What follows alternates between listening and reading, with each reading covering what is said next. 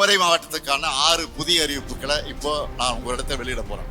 முதல் அறிவிப்பு, சுற்றுலா பயணிகள் அதிக அளவு வருகை தரக்கூடிய கன்னியாகுமரி நகராட்சியின் குடிநீர் தேவைகளை நிறைவு செய்ய பழையாற்றிலிருந்து கூடுதல் நீர் வழங்க 28 கோடியே 20 லட்சம் ரூபாய் மதிப்பீட்டில் புதிய திட்டம் செயல்படுத்தப்படும்.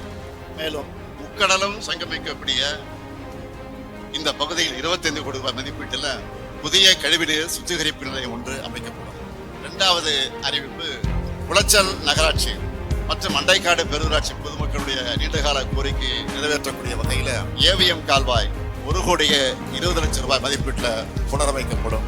மூன்றாவது அறிவிப்பு, களியக்காவிளை கன்னியாகுமரி சாலையில் அதிகமாக போக்குவரத்து நெரிசல் உள்ள பகுதிகளில் 9 கோடி ரூபாய் செலவில் சாலைகள் அகலப்படுத்தப்படும், மேம்படுத்தப்படும். நான்காவது அறிவிப்பு, கல்குளம் வட்டம் முலகமூட்டில் உள்ள பழம்பெரும் தூய மரியன்னை பசிலிக்கா தேவாலயம் 2 கோடி ரூபாய் செலவில் அதன் பழமை மாறாமல் புனரமைக்கப்படும்.